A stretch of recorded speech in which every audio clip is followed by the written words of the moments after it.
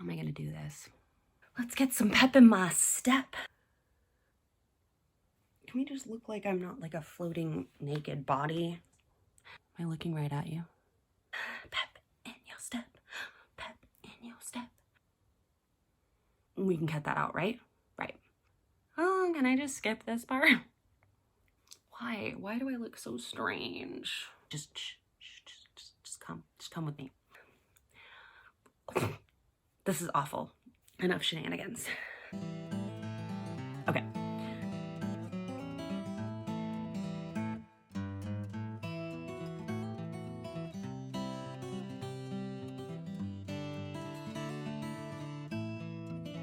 Anyway, argumentation 101. Sorry.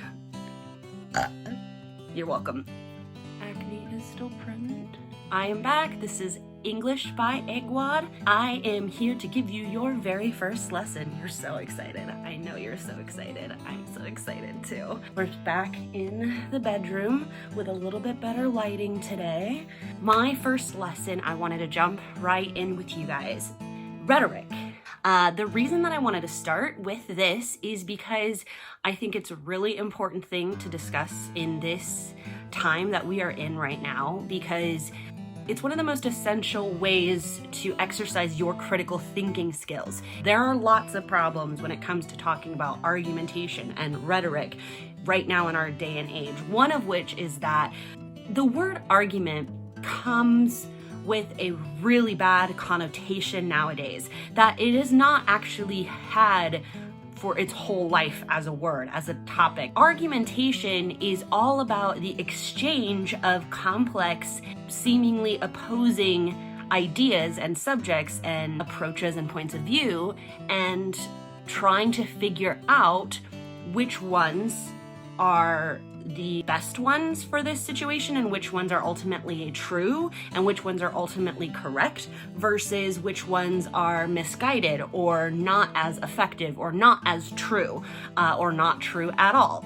Argumentation is a very old concept. The exchanging of ideas, the exchanging of complex ideas, and engaging with another human being on a subject in which one of you feels this way about the subject and one of you feels this way about the subject, which is different than how I feel, that is something that humans have always done. And that is what is argumentation. It's the only way to be able to get to the bottom of complex social situations is by argumentation and critical discourse. People have gotten it into their idea that when you're in an argument, you are being hot-headed, you are losing your cool, or you're doing it just to be stubborn, or you don't actually care about what it is that you're discussing, you're just trying to win. It's some sort of game. This isn't a game.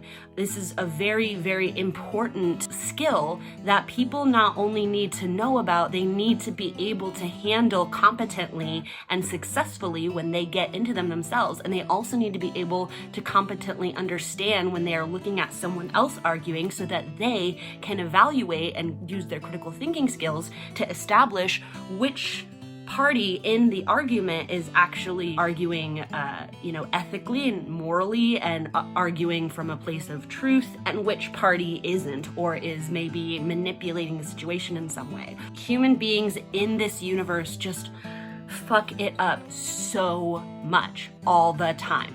And it's okay. There's a reason you mess it up, and it's because people aren't teaching it to you correctly and they're not teaching it to you ethically. And so you have to fend for yourself in the wilds of this day and age's critical discourse, which is it is the freaking jungle out there. You might as well be trying to wrestle a panther. People take things from their observations in reality, and then they try to put those things together and then come up with a logical conclusion or something new based on their smushing together of these ideas. This is a very watered down version of how to discuss this, but it basically does the job for how you need to understand it. So when we teach argumentation in, for instance, community college, one of the easiest ways we can teach this is by using a component of Aristotelian argumentation called the syllogism. The word syllogism sounds much more complex than really it is. This is one of the ways that I like to tell my students about what the syllogism is. Spoiler alert, caveat, I suck at math. I suck at math a whole lot. But there are some things that I can talk about when it comes to math. For instance, there is a math equation that watered down is A equals B, B equals C, A equals C. Now, if you understand what just happened, A equals B, B equals C, therefore A equals C, you understand a syllogism, and you understand, in essence, the way logic and argumentation is supposed to occur. When you have a syllogism, you take a premise, A equals B. You then add another premise, a new piece of information, B equals C. Based on your premises, you follow until you get to a logical conclusion. So if I combine A equals B and B equals C, it logically follows that A would then equal C, and that is your conclusion. So that is the syllogism. Obviously, there's a little more complex things that are occurring when we put this in like real argumentation terms, but this is enough for you to understand. There's a few ways people can go wrong. Obviously, people go wrong about lots of things all the time. A syllogism has to make sense logically, but it also needs to make sense in reality, in the real world. The premises have to be true. They have to be based in reality. Your conclusion then has to logically follow from those premises. It has to make sense when it follows. Those are the two things that are required for your syllogism to be a good syllogism. If one or the other of those things go wrong, your syllogism is now flawed. What that means is that you're not going to have a satisfying or correct conclusion. And in fact, even if your premises are based in reality and your conclusion also logically follows, there are still ways for your syllogism to get flawed. So now we're going to go through a series of examples so that you can kind of get this in practice. Premise 1, all birds lay eggs. Premise 2, ducks lay eggs. My conclusion, ducks are birds. This is a great example of a syllogism that is sound. The premises are true and the conclusion follows. Here's another example. Premise 1, fish live in water. Premise 2, whales live in water. Conclusion, whales are fish. This is a great example of a syllogism that is not successful. The premises are true. Fish do live in water. Whales do also live in water. The conclusion also follows those two premises. If fish live in water and whales live in water, a logical conclusion is that whales are fish. That is a valid syllogism, but it is still inaccurate. Why? How does that happen? We know that whales are not fish. Whales are mammals. So how is it that you still have a valid syllogism? I'm so glad you asked this question. Not all arguments are created equal. Bears repeating. Not all arguments are created equal. Life is complex. There's a lot more to it than just two premises equal a conclusion a lot of the time. We know that there is more to being a fish than just living in water. When you actually put all those factors in, you would find out that a whale is actually not a fish, but a mammal. Here is the problem with argumentation. Human beings, they're shits. Sometimes we're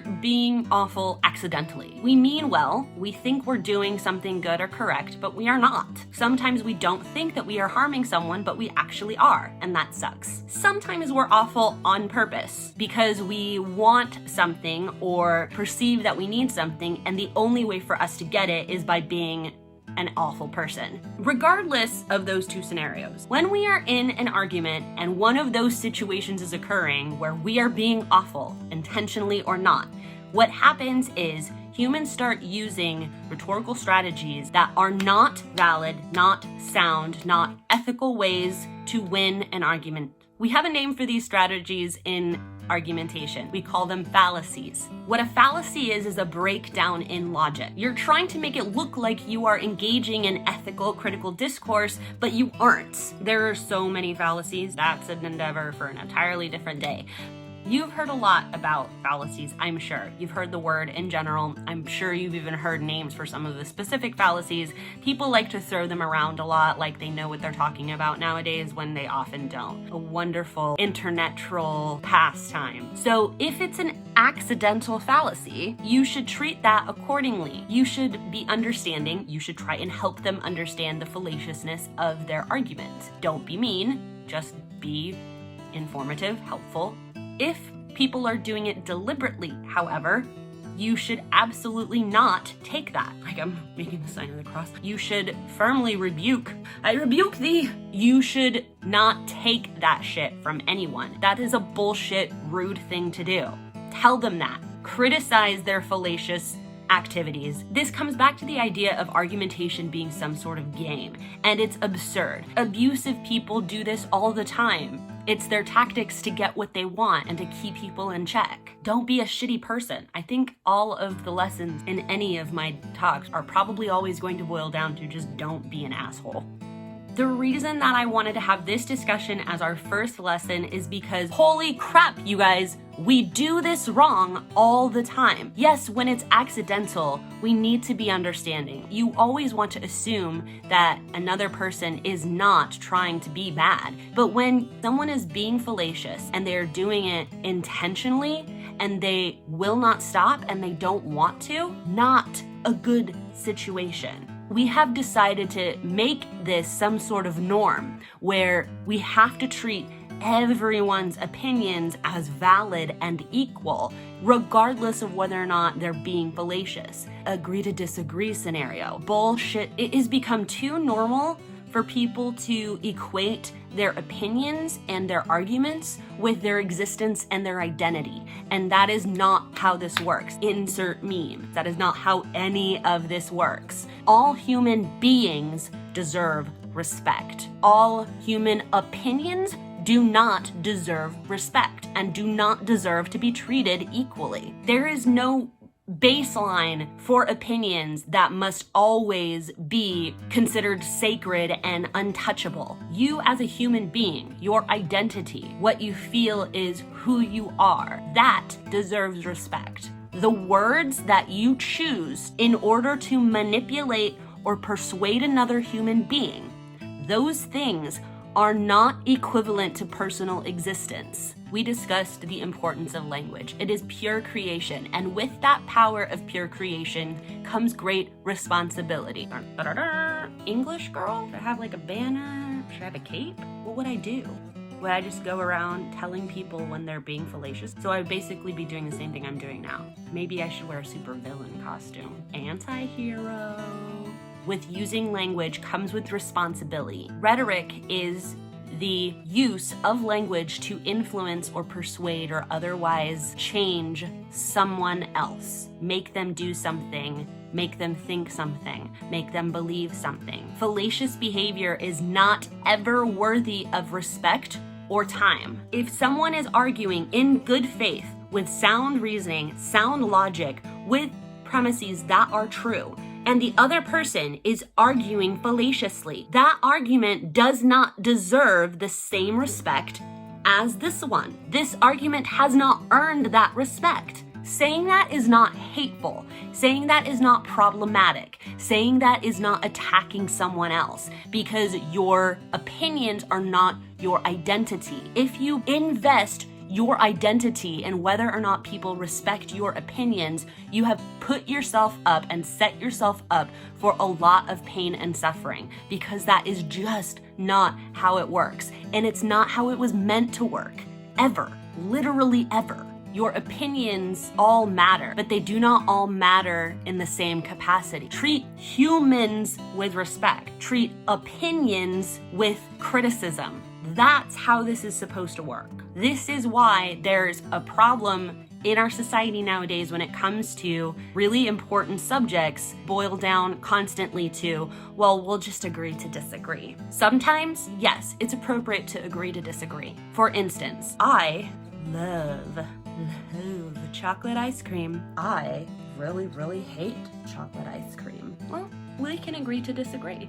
Yeah, I guess we can. I mean, You liking chocolate ice cream doesn't mean I have to like it. No, yeah, and you not liking it doesn't mean that I have to stop eating it. Agreeing to disagree. Union wonders. Scenario 2, when agreeing to disagree is not acceptable. I believe that a human being deserves to be allowed to marry any other human being they want. I believe if you're a human being that likes the same sex or gender, you should not have the right to marry anyone that you choose. That's kind of rude. Why? Well, personally, because I think that you're going to hell because of that. Okay, but why do I have to abide by the thing that you believe? You can't force me to believe that you're not going to hell. I'm not trying to. All I want is for you to leave me alone. Well, we can just agree to disagree. No, we really can't. Excuse me, why not? Because my opinion doesn't affect you in this regard. I want everyone to have the same rights. I want everyone to be treated equally. You do not. Yes, because I'm right. You are allowed to believe you're right, but you're not allowed to impose your beliefs onto other people if they disagree and they're not harming you. Letting you guys marry each other is harming me. How? How dare you? Context matters. There's subject matter that is appropriate for agreeing to disagree, and there's subject matter that is not. Unfortunately, in order to avoid critical discourse and argumentation, humanity has decided to allow opinions to be all valid and sacred and protected so that they don't have to engage in critical discourse. Why? Well, because critical discourse is difficult. You have to learn to not be a shitty person. You have to learn that sometimes your preconceived notions are not correct. You have to learn that sometimes what you believed was true is actually not true. You have to accept sometimes that you do not win. You have to change. Human beings are excessively terrified of change. Anyway, this was our first discussion of rhetoric. If you want to be taken seriously, then engage seriously in critical discourse. Don't be fallacious. If you are shown that your logic is not sound and you weren't trying to be fallacious, but upon getting an explanation from someone else, it's revealed that your logic is fallacious, stop digging in your heels and being afraid of being told that you are wrong. It's okay to be wrong. Being wrong doesn't mean that you're a shitty person. Being wrong and refusing to admit that you are wrong makes you a shitty person. This has been English by Eggwad Lesson 1. God, that was so formal. Thank you for tuning in, all 2 of you. Click the subscribe button if you haven't. Please click the like button. Click the bell button if you want to see the next lesson that comes up. If you have something to say or you are a troll, please leave your asinine fallacious comment below, and I will see you next time.